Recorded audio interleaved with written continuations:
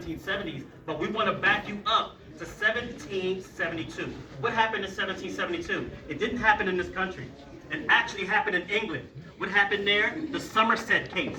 And there was a case in England where an enslaved person was set free in England, got his freedom, and then they had to have a case whether the enslaver can take him back into slavery.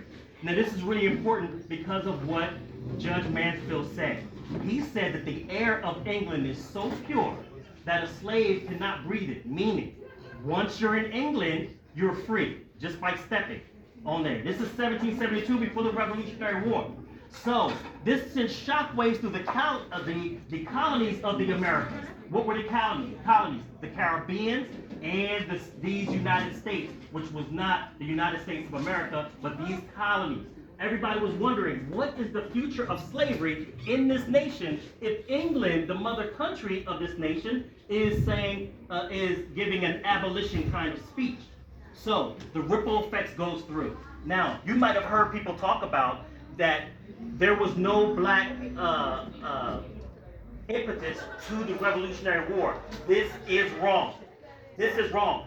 I say that it was not the main impetus, but it was a very powerful impetus. Why? Because the northern colonies were the ones impacted by England.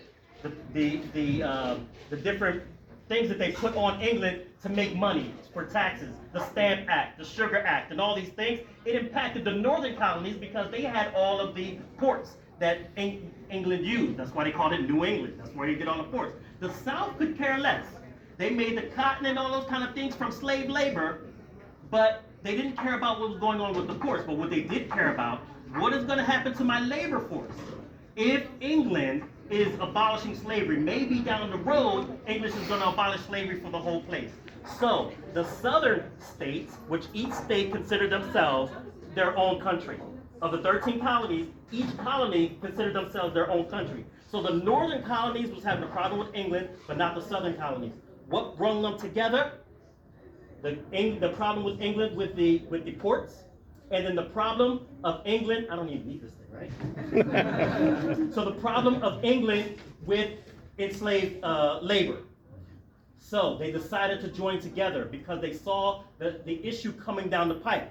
It could have been a Revolutionary War of just the northern states versus England, which they would have lost. But now it's the 13 colonies, and they're together. One for their interest in trade, the other in their interest in slave labor. So here comes the Revolutionary War. Now, when the Revolutionary War kicks off, there's something important happened that heightens this tension between black and white in this nation, which is Lord Dunmore. Lord Dunmore in 1775 made a proclamation. What was this proclamation? He said any enslaved person that joins the English to fight against the colonies will be free. Now, what happens?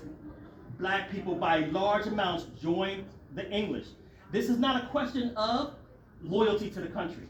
Of course, African Americans were not even African Americans. They were people of African descent. They weren't citizens. They were enslaved. In other words, they were oppressed by the immigrants, oppressed by the colonies of these United States. So a lot of African American people of African descent joined the British to fight. When George Washington was sent the opportunity to add black people to the Revolutionary War, he said, no, we're not arming these guys. We're enslaving them. How can we arm them? George Washington was an enslaver himself with over 200 slaves in on his plantations. So they didn't, but they functioned so well for the British armies that they then opened the door and allowed black people to fight in the Americas, but it was later on. What is the difference? For the colonies, about 5,000 people of African descent fought for the colonies. On the British, 20,000. Because it makes sense. The British is offering them freedom, and the colonies are not. So we all know how the whole thing turned out anyway. That the colonies won the Civil War. So what happened to these 20,000 people of African descent? They had to get out of Dodge because they were fighting against the country. Where did they go? A lot of them went to places like the Cameroon. A lot of them went to places like Ghana, and that's where we have African, if we could use this term, African American Africans that left this area and went back to Africa. From Americas, we have Liberia, where they sent Africans from America, the repatriation or the recolonization society, to Liberia. So Liberia are African American Africans. The state of Liberia was created by African Americans in Africa. That's why their capital is called Monroeville.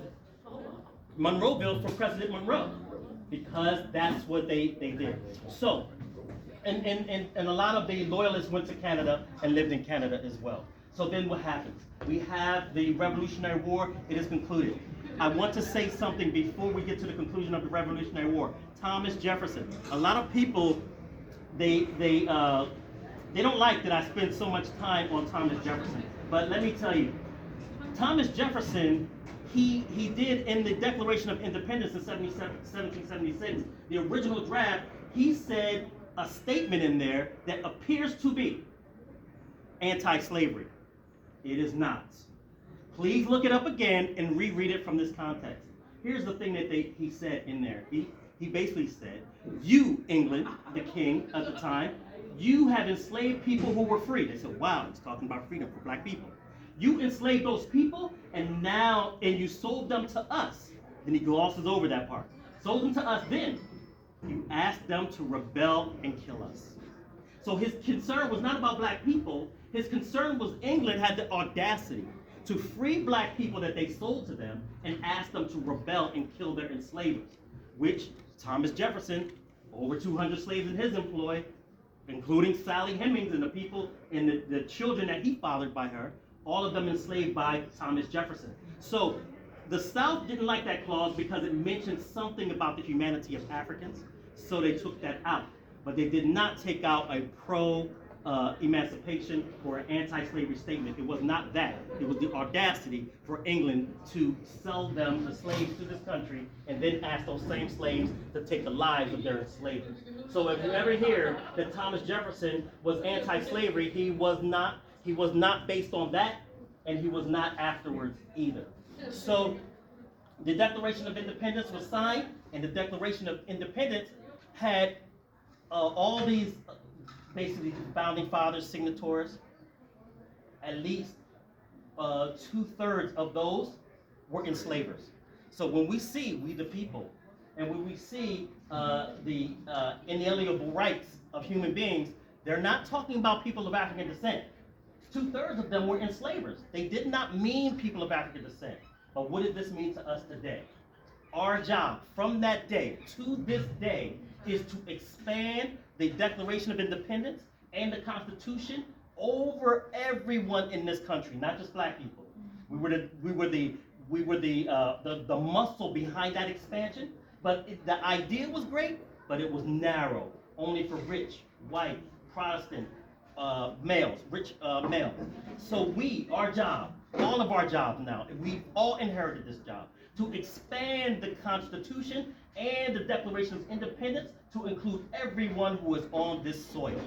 So as we go on and we start working towards the Civil War that came about 100 years after that, the Civil War comes, these ideas are now planted by the freedom of the concept of freedom from an enslaving power country, white on white, to the enslaving power, white on black, with the advent of the Haitian Revolution, which I just got finished talking about, giving a lecture on the Haitian Revolution. The Haitian Revolution in 1804 was the first free black republic in the Western Hemisphere, and the first time that slavery was actually free in this hemisphere was by our Haitian brothers and sisters. And as the Haitians came into Louisiana, they started whispering to our African American brothers and sisters, this is what we did. This is how we got free. This is our liberation. And the ideas started expanding. And you see slave revolts here and there throughout. Even before the Haitian Revolution, we must note, even before the Haitian Revolution, black people were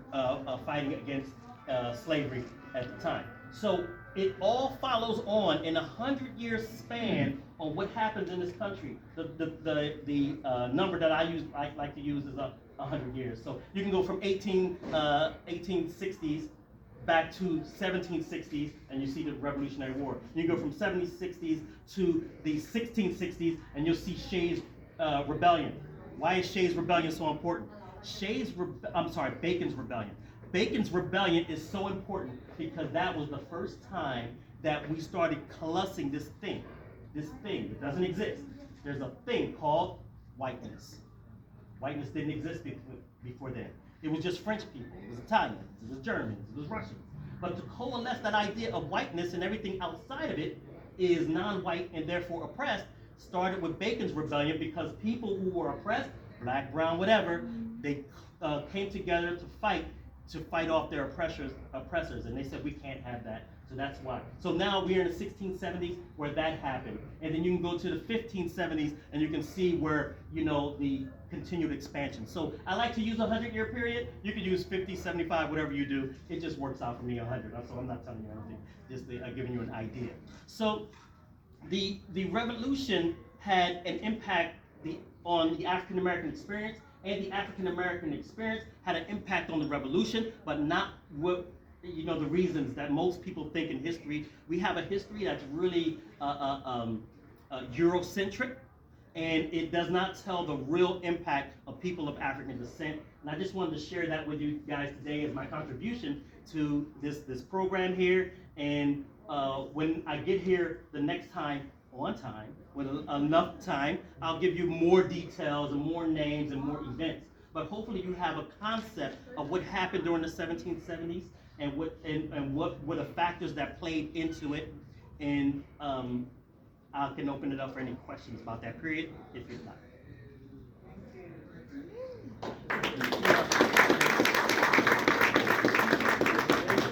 Did any of the brothers go to Mexico? Yes. During the period of slavery, there's a book called by Dr. Alice Baumgartner called South to Freedom. In that book, it talks about these underground railroads south. We all know about the Underground Railroad north to Canada, but the Underground Railroad south went to Mexico. Why? Because Mexico abolished slavery in 1837. We didn't abolish slavery in this country until 1865. So black people were taking their routes into Mexico, and our Mexican brothers and sisters were protecting the refugees that went there. And mostly they coalesced in a county called Coahuila, and they were a buffer between the Apaches and the people, the indigenous population that was raiding into Mexico. They put them there on purpose, but that was just below Texas. Texas will complain to the federal government that they can't help them, and they're not helping them when their enslaved people are escaping right next door to Mexico. But our Mexican brothers and sisters started that, were earlier than the United States, and they protected. Now, the second president of Mexico was Vicente Guerrero, and he was the first one to abolish it. But then that was retracted and shrank a little bit. So he, as being a person of African descent, he abolished slavery. And when he did that, Texas was still a part of Mexico. It's called Tejas. And Tejas said, if you do that, we're going to revolt against you. But Mexico just fought its revolution against Spain, just got its freedom from Spain. They didn't want that. And Tejas was huge, like the state of Texas is huge. Tejas, excuse me. I'm fasting, so my throat is dry. So Tejas and the Yucatan Peninsula on both sides of Mexico City were going to revolt. So what they do, he shrank it. He said, okay, you guys can do that, but you should eventually free your slaves, and the people who want to free their slaves can. So it was modified. A couple years later, they ran Vicente Guerrero out of office, then executed him. And then as time went on, this happens in 1829. 1829, when he says it's abolish slavery. By 1831, they execute him, and then from 1831 to 1835, that's when they reinstituted finally for good. Why 1837? Why 1837? That's when the Texas Revolution happens. This is when the Texas breaks away from Mexico. That's when Texas becomes a part of the United States. After the Mexican-American War, all that stuff is over now. They're like, okay, Texas is gone. We can finally free people of African descent now that Texas is gone. So I say, and this is just Brother YUSEF talking, Texas as a Tejas was the greatest barrier to African liberation when it was part of Mexico. Texas as a independent colony, was the greatest barrier for African Americans as an independent colony. And as it came into the United States as a slave state, it was the greatest barrier to African freedom as a slave state as well. And you still see in places like Texas a very conservative view on race and ethnic relations. So that hopefully I answered your question on that. Very well. There's still a large black Mexican family in Mexico. A lot of our with the Buffalo Soldiers and our Black Scouts came from Mexico because they were part of Indian tribes and stuff like that. And when they escaped, they went down to Mexico, and they knew how to track and all these kind of things. So they were really good at being scouts for the Buffalo Soldiers, and they came from Mexico and other places when they had that relationship with the indigenous population. Viva Mexico. Viva Mexico. Now, Mexico did something that was really unique.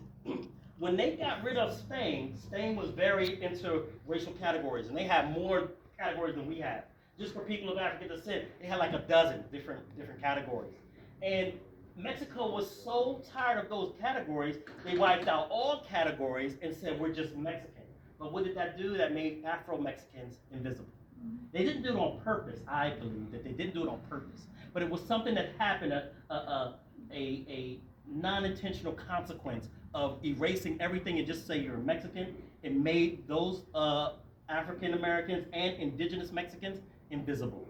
So now they're starting to reckon with that, and they're coming back and saying, yes, we'll celebrate our Afro-Mexican community and their experience and how they got here. Also the indigenous Mexicans who were in the Yucatan Peninsula, they were enslaved. The indigenous Mexicans were enslaved for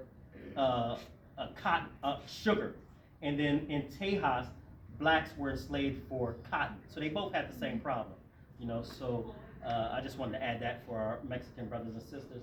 And a lot of our Latinx countries, they started following the example of Haiti, 1804, on making, if you step foot on the soil, you're automatically free. They started following that rule from Haiti. So, any other questions? Thank you so much for your time. Thank you.